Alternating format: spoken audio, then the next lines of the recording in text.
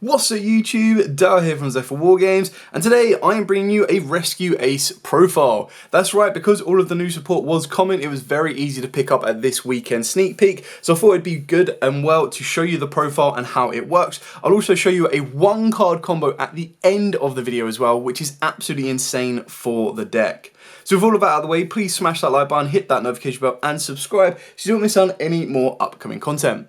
If you want to see more designated combos or test stands from this profile, then please make sure you smash that like button. Getting above 50 likes in the first 24 hours will unlock that for you. So let's dive head first into the profile with the brand new card of Triple Rescue Ace Preventer. This card, along with Emergency, is absolutely insane for the deck. So this one lets you banish a Rescue Ace card from the graveyard to special summon this card from the hand. If you control another Rescue Ace monster, you get a quick effect to target an effect monster your opponent controls and change it to face down defense position. That's right, you've got your own in-archetypal Book of Moon. If this card is sent to the graveyard by any means, you can target one of your banished Rescue Ace monsters except a level 8 monster and special summon it. So again, free recursion, which is great for the Link Climb plays as well. Then the most expensive card in the deck, but it was a heck of a lot cheaper a long time ago, is Triple Rescue Ace Hydrant. Now I've seen some people trying to sell these for £50, I've seen some people try and sell them for £25. £25 seems logical. If you're able to pick them up for 25 or less, great. I would advise building this deck, it is very, very fun. So, while you control a Rescue Ace monster other than itself, your opponent's monsters cannot target this card for attacks. Also, your opponent cannot target this card with card effects. You can only use each of the following effects of Rescue Ace Hydrant once per turn. And you can activate one quick play spell or trap that was set by the effect of your Rescue Ace card the turn it was set. Very nice. During the main phase, you can add a Rescue Ace monster from your deck to the hand except itself. So not only does it have targeting protection, it also has the ability to activate some of your spells and traps the turn they're set. And if that wasn't enough, you also get to search every single time during the main phase a Rescue Ace monster. Now obviously it is a hard once per turn, but it means that if this survives on the board, which is what you're trying to do, you're going to be able to search out a follow-up for the next turn, whether that be Preventer or whether that just be your Mac Daddy boss monster of Turbulence. And what I would personally consider to be one of the best cards of the deck now, because of Emergency, is Triple Rescue Ace Airlifter. This is like your best starter for the entire deck. So if it is normal or special, you get to add one Rescue Ace spell from the deck to the hand. That's why it's so good, is previously we only had Alert and Rescue, which was summon back from the grave, search the deck. Now we have basically an E-Telly, which is absolutely insane. On top of that as well, when your opponent activates a monster effect on the field, you get a quick effect to tribute this card from the hand or face up from the field to special summon a Rescue Ace monster from the hand except itself. So the idea is you're just going to get the rotor can then be activated and it needs to tribute a Rescue Ace from hand or field, and you can tribute off the Airlifter. You banish the Airlifter to get into your Preventer, which you will end up getting off the back of Hydrant. So you go Emergency from Lifter into Hydrant. Hydrant searches out Preventer. Preventer can summon itself down, and then you start having Link Climb capabilities and everything else in between. Not to mention you also have access to your Turbulence as well, so it's entirely up to you.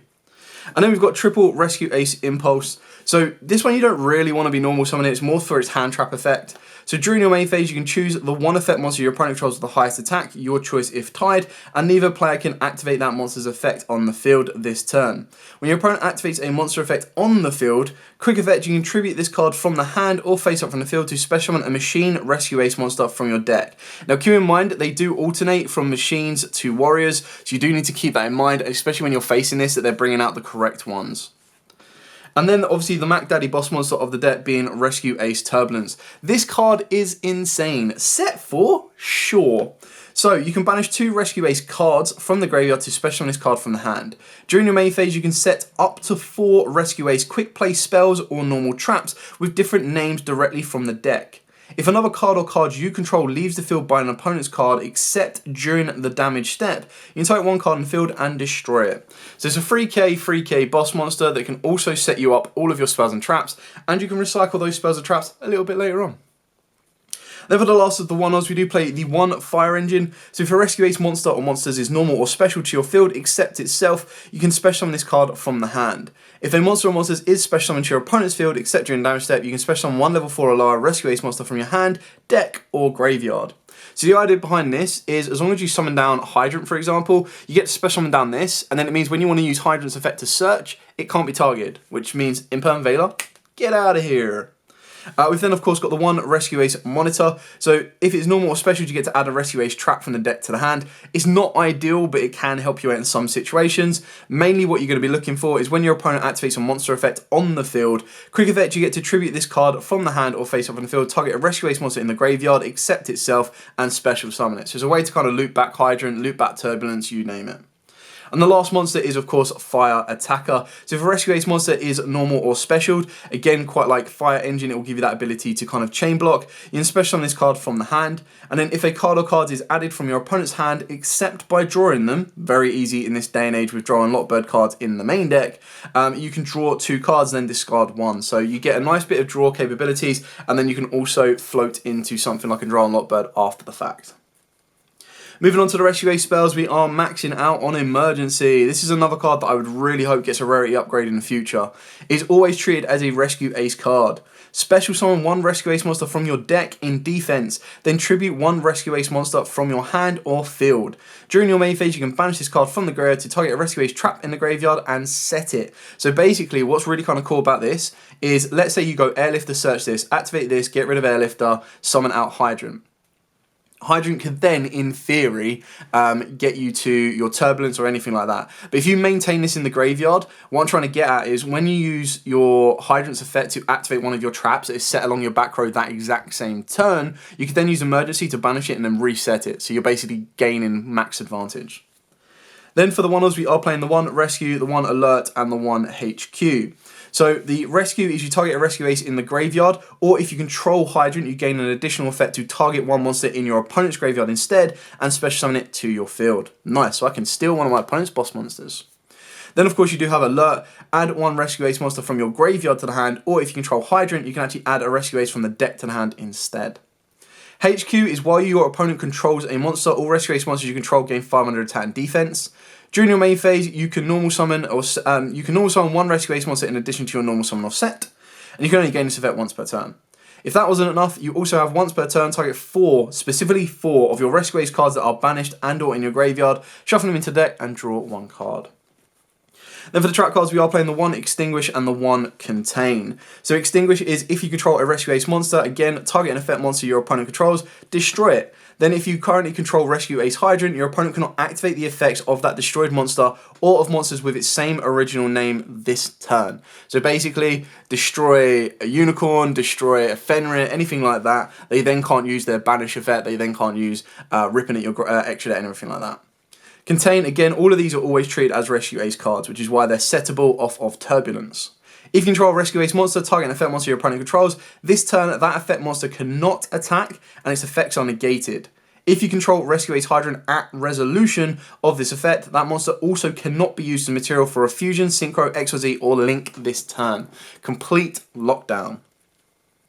Moving on to the hand traps, we are playing Triple Ash Blossom. It is a fire deck. You can actually loop this back from the graveyard, which is very, very nice. Triple Imperm. So the one thing this deck was missing was board breakers or cards that could help you go second. So one of the ones that I went for was Book of Eclipse, because not only can it help you break your opponent's board, but it can also help you dodge certain effects, targeted effects on your monsters. So stuff like Imperms, Veilers, you name it, you can actually Book of Eclipse it, flip it face down, and it will still resolve. Yes, of course, Book of Moon might be a little bit better in the scenario to protect, but as an offensive option, Book of Eclipse, in my opinion, is better because it will help you flip your opponent's board down.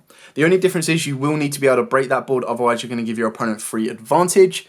That being said, it can get stopped by Ash Blossom, but your opponent needs to actually have that Ash Blossom to stop it. So if they don't have the Ash Blossom, they're not stopping it, and their whole entire board goes flip, flip, bye-bye. Then for the ones, we've got the 1 for 1, so technically a 4th copy of Hydrant. And like I said, you don't really want to be normal summoning your Hydrant at all. You want to try and get it off of Emergency, you want to try and get it off of 1 for 1. Rotor, because obviously you've got your Warriors in the deck as well. And then we've gone with 2 Pot of Prosperity. You can play 3 if you want to. It's kind of just getting the balance between Rescue Ace HQ and Prosperity, because you can't shuffle back if you can't draw, and if you can't draw because you've activated Prosperity, you're in a bit of a tight bind. Entirely up to you if you want to max this out at 3. You should never really be resolving 3, it's more so seeing it as early as possible. And then we've got 2 Trill Tactics Thrust with the 1 Talents and the 1 Duster. Shout out to MST TV on this one. I probably would have used it anyway, but this was obviously where I saw this kind of lineup. The idea is that off of Thrust, not only can you get access to your own Rescue Ace trap cards, you can also get access to your, obviously, Rotors, Prosperities, everything else. But you can get access to Board Breakers for back row, and then Board Breakers for either stealing an opponent's monster or looking at their hand. So you kind of need to get the right balance. If you want this deck to be more aggressive or more go second, you can very easily play evenly matched. But the idea is you're going to be gaining so much board advantage off of the back of the Turbulence that if you're not using evenly matched early doors and getting it done and dusting out of the way, it's not going to be much help to you. Whereas Duster can be used at any phase, and opening up Duster is absolutely incredible in this format, especially with stuff like Labyrinth running around. And then on top of that, you also need to consider that there are decks that will play back row imperms that can cause you issue, back row floodgates, you name it. So that's it for the main deck. Moving on to the extra deck. Now, obviously, in the extra deck, there's so much flex space that at the moment I am going with the Dark Fluid kind of combo line, because the Dark Fluid combo line, which we'll see at the end of the video, does provide you with that ability to deal with spell and trap. So that helps you play around Dusters, Lightning Storms, evening matches. Now, obviously, that's probably something you need to be worried about a little bit more game 2. But if you're more worried about it, that's where you can actually side in Lancia, because you do pretty much auto lose to an evening match. Because if they evenly match you, you lose all of your back row and bar 1, or you'll lose everything apart from like 1 monster on the board. So you go with the Dark Fluid, and the reason that Dark Fluid helps you work so well, and you'll see as we go through the deck, is it has 2 great targets from the extra deck to send. So you've got your Aggregator, so this actually allows you to target a face-up card on the field, negate its effects when it's sent from the extra deck to the graveyard, or just sent to the graveyard in general. And then what the Cyverse Fusion Monster gives you is it gives you that ability that quick effect, you can banish this card from your field or graveyard to negate the activation of a spell or trap card that your opponent activates while you control a link 4 or higher. So the idea is you're going to get into the Neo Tempest. Neo Tempest is going to send this. The idea is that you can give this one more attributes, and when the more attributes you give it, the more attacks it can make that turn. But the idea is by Foolish Baron, this one as a quick effect, send a Cyverse monster from your deck or extra deck to the graveyard, and if you do, this card gains the attribute of that monster sent to the graveyard. So the idea is that you're sending this, you're then got the ability to negate a spell or trap during your opponent's turn, you're sending this during your opponent's turn, and then you can negate a card as a quick effect. So it does take a little bit of a build up to get to it, but if you do open up well enough, you can actually go through it a little bit more and go into Heat Style and get more draw power as well. So working down from the Link 4s, we are playing the 1 Access Code Talker as your all-round aggressor. And then we've got the Firewall Dragon. So this is utilised in the combo that comes off of the back of your Protect Code Talker and then also your Link Decoder in order to kind of work your way up to the Dark Fluid as easily as possible. You'll see that at the end.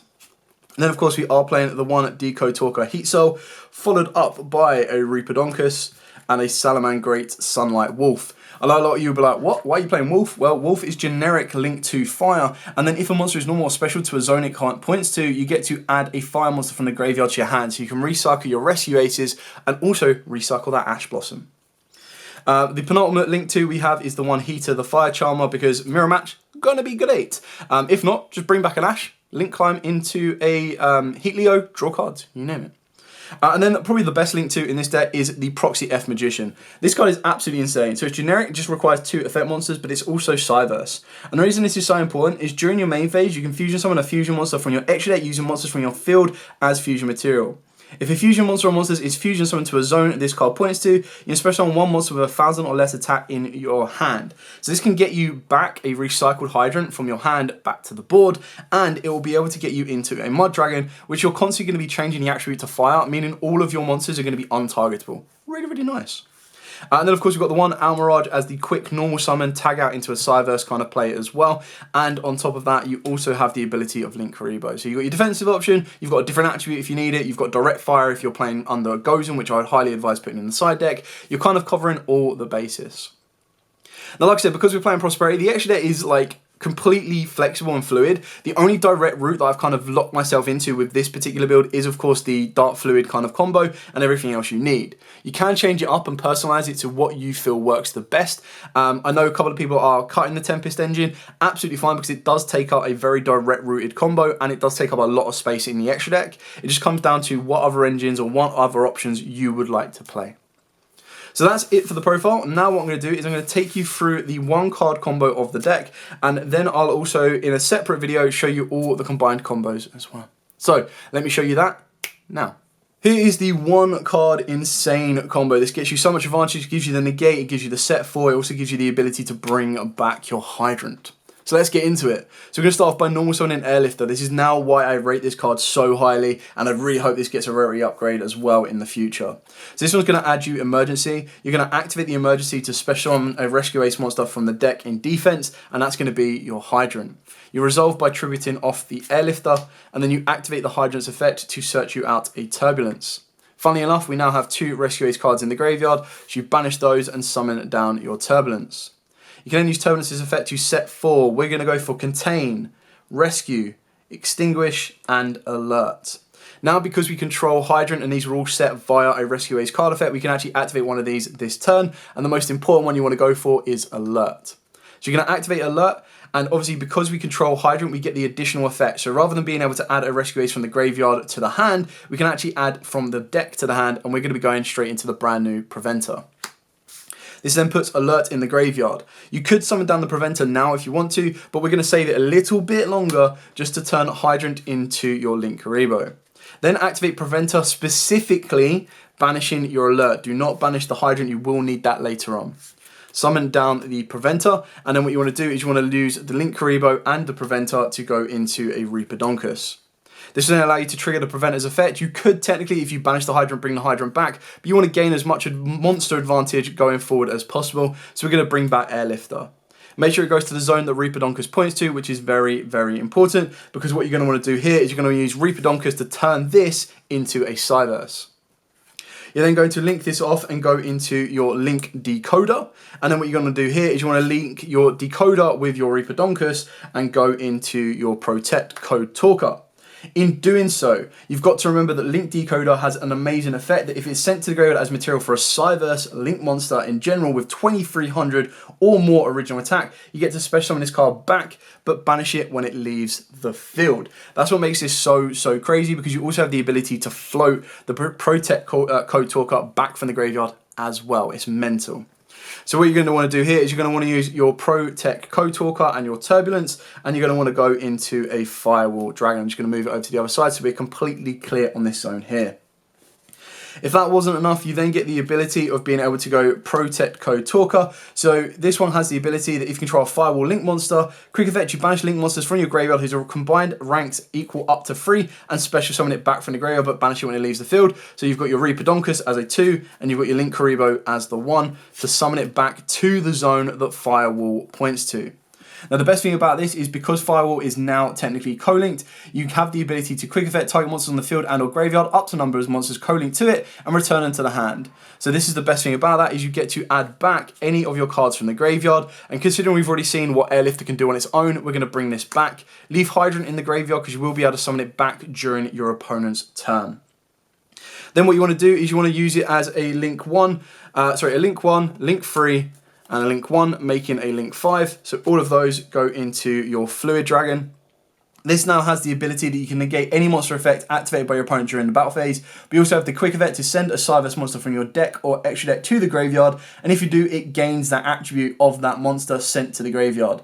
It also gains 2500 attacks, so it's a big fat stat boss monster, and you can only use each effect once per turn, and then once per turn this card can attack monsters a number of times each battle phase up to the number of different attributes it has. Now obviously it's already dark, so what you're going to want to send is you're going to want to send your Cyverse Fusion. This means you've got your spell and trap negate set up for during your opponent's turn. You've got your follow-up of your Lifter in the hand already, so this is our hand, and then you'll still have 4 more cards to play with, whether that be back row protection, whether that be more hand traps, more starters, more extenders, follow up for the next turn, you're good to rock and roll.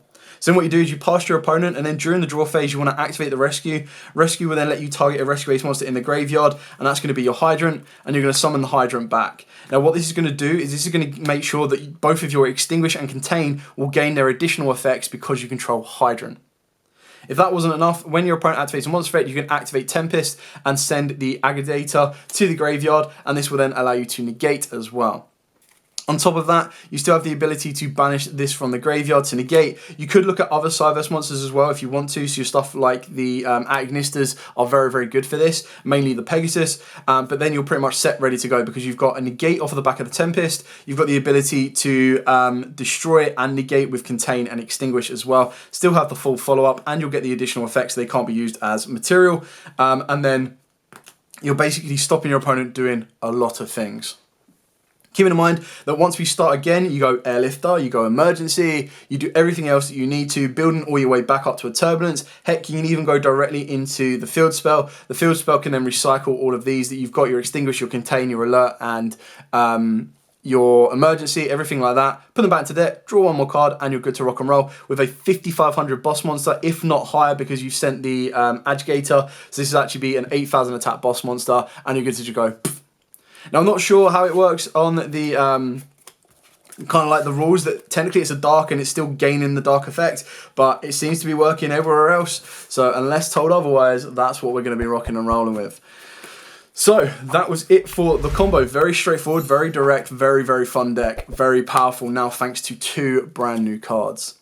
Should you have any questions at all, by all means, please put them in the comments down below. I will be more than happy to answer them for you. If you want to see designated combos for this video or a designated test time video as well, then make sure you let me know in the comments down below by smashing that like button as well. Getting above 50 likes in the first 24 hours will unlock that for you. But for now, as absolutely always, stay safe and of course, happy dueling.